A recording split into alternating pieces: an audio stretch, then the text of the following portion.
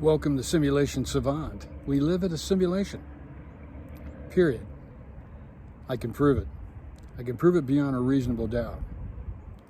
Now, for the skeptics, we have to understand our starting point. Starting point is that it's impossible to prove that we are not in a simulation. So chew on that for a minute. And if that's our actual starting point, in terms of logic, philosophy, science, etc., then we have to turn to whatever other evidence that we have. Now, a lot of that evidence isn't proof, it isn't definitive, but taken all together, I guarantee you that in a court of law I could prove beyond a reasonable doubt that we are in a simulation. The only bit of evidence that we have to suggest that physical reality is true is our senses. And of course, our senses really are just describing our brains. And hopefully you realize that at this point in our scientific understanding of our senses and the brain, they're worthless. They prove nothing. Indeed, Scottish Enlightenment, Hume, others have pretty much proved that physical reality was impossible to prove hundreds of years ago. In fact, the 2022 Nobel Prize in quantum physics, actually just physics, went to 3 quantum physics investigators who showed beyond a reasonable doubt, in fact, showed with certainty, that local reality in the quantum world doesn't exist. So what that means is that there is no out there that exists independently of our creation of that out there through our senses and in our brain. There is no proof of physical reality. While you're playing with that idea, and if you're new to this, that might be shocking. That beautiful background there is Watson Lake in Prescott, Arizona on a beautiful sunny day, November 17, 2023. Now, we've already talked about how we can't prove we aren't in a simulation, but what proof do we have that we are in a simulation? Well, there's actually quite a bit, and I'm going to break that over the weeks to come into 3 buckets. The first bucket, science itself. As I mentioned, quantum physics has proven now really for a long time. We've got well over 100 years of quantum physics teachings that have been proven true, that there is no physical reality. Now, whether you want to point to the double slit experiment, whether you want to talk about the observer effect, whether you want to look at entanglement, which occurs faster than the speed of light, on and on and on, quantum physics shows us that the physical reality we think we live in really does not exist. It's a figment of a brain state. You can call that an hallucination. You can call that a simulation. But it doesn't exist. Now, that doesn't mean it's not real. Don't confuse the simulation with this not being real, that this somehow is made up, not useful, not genuine. It is. David Chalmers, consciousness theorist, philosopher from NYU, spends a lot of time talking about how virtual realities are just as real as physical realities. In fact, what we think is physical reality is more than likely just a virtual reality anyway. So he's kind of stating the obvious. But he spends a lot of time in making the argument, contrary to many who believe in the simulation, that it's just as real, that bits and bytes are just as real as biology. So what do we do with this? Well, let's look at the 3 buckets, right? We talked about science, quantum physics, also consciousness theory. We have absolutely no idea how the brain generates thought and how conscious awareness arises. Absolutely no idea.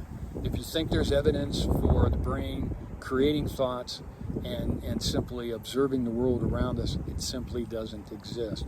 We'll spend an entire episode on that. The second bucket will be conventional religion, prophets, mystics, religious teachings Now, obviously, this is some of the weakest true evidence, but we can't dismiss thousands of years of human revelation. And virtually all of these conventional religions teach one simple fact. You're an eternal soul, and you come here to experience this very temporary existence. This existence isn't reality. In the Christian faith, for instance, heaven is the ultimate reality, nirvana in Buddhist teachings. But this isn't real. You come here as a proving ground. If you believe in Paul's teachings on the Christian side, we just get one shot at this. And we come down to this playground, and it's a proving ground, and we got to achieve certain things, we got to do certain things right, and then we're going to get judged, and that judgment is for eternity. Some of your Eastern religions teach that we come here numerous times, right? Reincarnation. But they still teach the basic illusion of what we think is reality. All conventional religions teach this other reality, this secondary reality after death, prior to death, where eternal soul lives and abides. We'll do a whole episode on that bucket as well. And as I said, it might not prove the simulation by itself, but it's too much of a body of evidence of human experience and human revelation to dismiss. The third bucket's the bucket, I think, that ends up tipping us over the scales. And that would be the spiritual or metaphysical bucket. And that's the bucket where you're going to find channeling, where you're going to find near-death experiences, where you're going to find the paranormal, where you're going to find intuition and psychic behaviors, etc. And believe it or not, all of those things have been heavily studied and completely proven beyond chance. They haven't gotten a lot of attention because, again, they're scary, they're strange. Conventional scientists tend to shy away from investigating these things because it will hurt your advancement in your career, and it might hurt you getting grants for doing quote-unquote real research. But some very serious folks at the University of Arizona, at Stanford, variety of researchers at the HeartMath Institute, etc. These are people who've done really thorough experiments, complied with the scientific method, and proven all of these extrasensory sort of experiences. And so the one that I will focus on, and again, I will do a whole episode on this bucket as well, but the one that I will focus on is the channeling from Guy Stephen Needler, who I think has the absolute clearest construction of this simulation, revealed to him supposedly by God himself. Now, it's very, very scientific channeling.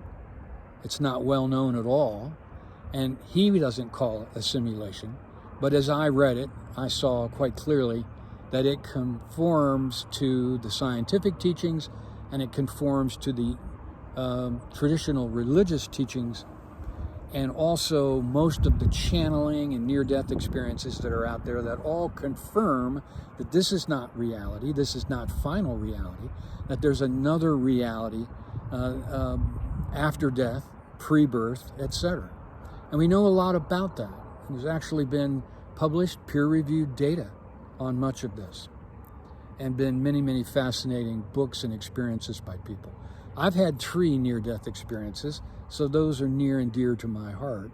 And the argument that they're somehow caused by a lack of oxygen to the brain is utter silliness, because the brain doesn't remember anything when it doesn't have activity. And so dead brains don't remember. Dead brains don't input sensory data.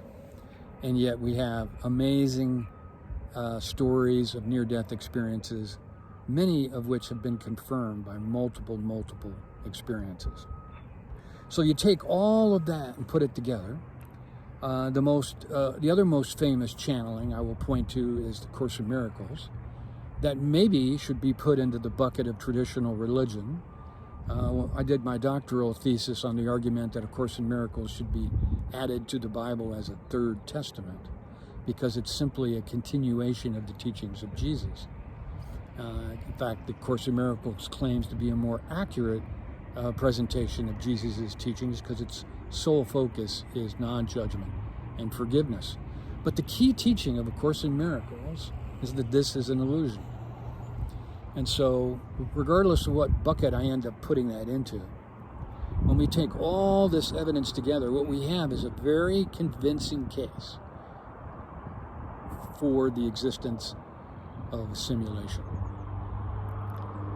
Now, again, you're still listening to this either because you're a total skeptic and you want to just put in the comments how this is all wrong, or you've come to this conclusion yourself and you're excited to get more evidence. Because I'm going to take you all, like I said, in the weeks and months to come, through all the really leading thinkers who have looked at this, Verk and Ike and Chalmers and Huffman, who has his own sort of understanding of sensory reality. He's probably the leading expert on perception. And we'll walk through all these different people in all these different buckets. And at the end of the day, what we find is that beyond a reasonable doubt, there is proof that this is a simulation. Now, the logical conclusion is it had to be created by somebody. And we really only have two choices. A very, very advanced society, aliens, whatever you want to call it, or God. And both of those are nebulous, right? Difficult to prove, strange to some. But the simulation requires a creator, whether that's a coder or someone who's got a pretty nasty sense of humor. And so if you arrive at the conclusion that we're really in a simulation, then you're going to have to go through what I would call the 5 stages of grief. Because this will turn your life upside down. Because you will quickly realize that nothing that you thought was true or that you believe is. It's all false. It's all programming. All of it. And that will knock you off your rails. It certainly has knocked me and my wife for a loop once we concluded this was a simulation and began to gather all the evidence together to substantiate that. We went through, periods, maybe we're still going through them, anger, depression, grief, etc. So this is what this channel is really about. There's plenty of smart people out there to tell you we live in a simulation and have cool channels and pictures and graphs and animations, etc. You won't get that here. What we're going to do here is something that I haven't been able to find anywhere from any source, and that is give you the tools to thrive in the simulation, tools to thrive in the matrix. Are there cheat codes? Are there hacks? Are there ways of making this work in your favor? Or are we just simply pawns, robots? We think there are ways of dealing with this, and we're going to share those with you. And again, we'll do entire episodes on the various hacks, cheat codes that we've found, right? And we use the cheat code and hack concept because the simulation it really fits perfectly the computer coding model. And so all the computer language of memory, etc., coding, programming, all those words, phrases, they are perfect analogies for the human experience of the simulation. And so come join us. Our goal will be to prove the simulation, but at the same time, give you something to help navigate what can only be described as a life-changing conclusion. See you soon.